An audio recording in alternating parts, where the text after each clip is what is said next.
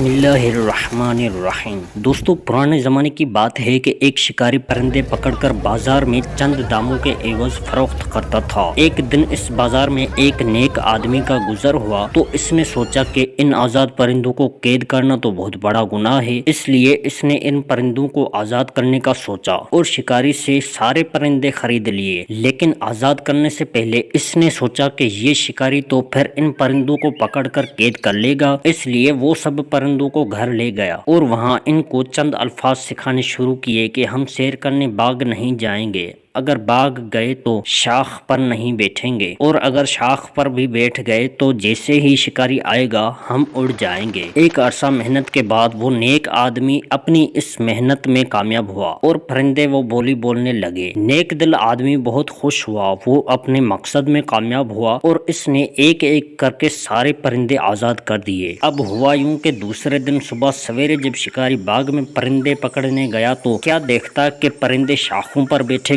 گنگنا رہے تھے کہ ہم سیر کرنے باغ نہیں جائیں گے، اور اگر باغ گئے تو شاخ پر نہیں بیٹھیں گے، اور اگر شاخ پر بیٹھ گئے تو جیسے ہی شکاری آئے گا ہم اڑ جائیں گے۔ شکاری یہ دیکھ کر بہت خوش ہوا کہ اب تو ان پرندوں کی وہ منہ مانگی قیمت وصول کر سکے گا، اور یوں اس نے وہ پرندے پکڑ کر مہنگے داموں میں فروخت کر دیے۔ پرندوں نے تو صرف الفاظ رٹ لیے تھے، ان کو کیا معلوم تھا کہ باغ کیا چیز ہے، شاخ کیا چیز ہے، اور شکاری کس بلا کا نام ہوتا ہے، اور اڑنا کسے کہتے ہیں۔ ہم مسلمانوں کا بھی آج یہی حال ہے، قرآن کو ہم سمجھتے نہیں تو سینوں میں کیسے اترے گا؟ بس رٹے رٹائے الفاظ ہیں جسے ہم نماز میں پڑھتے ہیں، برکت کے لیے پڑھتے ہیں، مصیبت کے آنے پر اور سفر پر جانے سے پہلے اور رمضان کے روزوں میں خالص ثواب کی نیت سے ان رٹے ہوئے الفاظ کا ورد کرتے ہیں۔ ان پرندوں کی طرح ہمیں بھی قانون کے اس کتاب کی سمجھ ہی نہیں۔ اللہ تعالیٰ نے اس میں ہم سے کیا مطالبات کیے ہیں، کون سے احکامات دیے ہیں اور کن چیزوں سے روکا ہے، کامیابی کے رموز کیا ہیں اور خسارے کا راستہ کون سا ہے، ہمارا دوست کون ہے اور ہمارا دشمن کون ہے۔ جب یہ حال ہوگا تو شکاری باطل قوتین ہمیں دیکھ کر خوش بھی ہوگا اور اپنا غلام بھی بنائے گا۔ ہمیں بحیثیت مسلمان اپنے آپ پر غور کرنا چاہیے اور آج سے ہی قرآن مجید کا ترجمہ خود بھی پڑھنا شروع کر دینا چاہیے اور اپنے بچوں کی پڑھائی کا بھی لازمی حصہ بنانا چاہیے۔ دوستو، اس پیغام کو دوسروں تک پہنچائیے تاکہ اللہ کسی کی زندگی کو آپ کے ذریعے بدل دے۔